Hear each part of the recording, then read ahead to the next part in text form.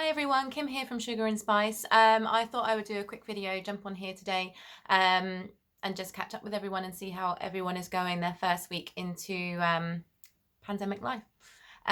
We can start to hashtag that and make it trend. What do you reckon? But anyway, I know a lot of us have established new routines, working from home, being homeschool parents, just trying to adapt to a new way of life. There's a mixture of feelings I kind of feel out there. For me personally, routine has been the hardest to establish. Even myself, being in part of a health and well-being industry, kind of the things that you're told to do, but like everybody else, we're human and we struggle too. So what I thought would be helpful to briefly come on here, because I know that your time is valuable, is talk about something that I've recently discovered in the past couple of years, is something that we call grounding. When you're not grounded, you are very much feeling anxious, I'd say fearful of the future. Our bodies and our brains are wired to think about worst case scenarios. It's like a survival thing. So we can think, especially if you're an overthinker, 10 steps ahead of every single possible scenario. So at the moment, you can be thinking a lot of things, and the problem is we've got the media, we've got friends sending us information constantly. We're being input with different information. A really good tip, I don't know if you've had it, somehow I managed to get news updates on my mobile, so every single morning I was getting da da da da da da, such and such, these many people have died, these are real people that have passed away, and that we know that it's going on, and it's a really tragic thing at the moment. But if you're having that input into your mind, you're already starting your day with that element of fear and that pull in your heart.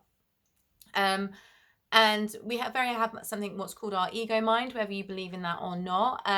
But it is this like primal instinct to survive. And so it causes our heart to race, to try and run away from that challenge and that trouble.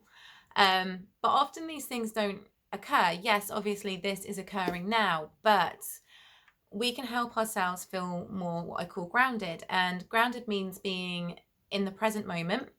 It means being connected to what you can touch and feel, and just very centered in yourself. So when we start to go into this panic mode, our cortisol levels rise, which flood the front cortex of the brain. So imagine like pouring treacle in your head and not being able to think straight. So you're like, you just can't see the wood through the trees. Meditation is a really positive thing for that, and I will post on our Facebook a couple of suggested meditations. You can be spiritual and you can follow like the guided, like you go into a nice woods and follow your bliss. I love that personally. I'm a big visualizer. Or it can just be as simple as controlling the breath and controlling yourself down. Disconnect from social media, disconnect just your phone just for an hour. I don't know about you, I have absolutely loved contacting with my family and friends that I haven't heard from in a long time, which has been brilliant for me.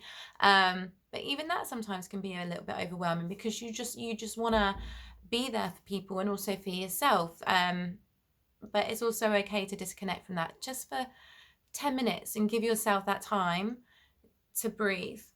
So when we use deep breathing, it's proven, as I said before, to take us into our parasympathetic nervous system, so aka our rest and relax response. When we're resting and relaxing, our body can then start to calm. It can start to see the situation a lot better, but also it can also help alleviate stress and also inflammation in the body. At the moment, it is paramount to protect our immunity. So this is a big immunity booster as well. So when we're talking about grounding, we're talking about coming back into us. So a big message for me and Rachel is about be your own guru. And this is 100%. If ever there was a time to check in with yourself, it is right now. Take stock tomorrow. Sunday is always a really good time to reflect on what's happened, especially this week. This is predominantly going to be our new norm for a few weeks. Who knows how long? But you are strong enough. I'm strong enough. Rachel's strong enough, and we can do this, and we can do this all together. So I will share on our Facebook page some suggestive meditations. It's not woo-woo. It's definitely not. You can go the woo-woo side. I quite like that. In terms of when I say woo-woo, I mean spiritual. But it's absolutely okay if that's not for you. Have a look, see what you think. Just try it. And honestly, it will transform your life. Um, I'll be checking in with you guys here and there, and me and Rachel are going to be doing talks as well. But please start talking to us, because then we can make sure that we're getting content out for you that you need, that you want to read. Do you want more workouts? Because you've got like a lot of workouts out there, which is awesome from a fitness instructor's perspective. But if you want more mindset, I'm your girl. All right, so have a great weekend.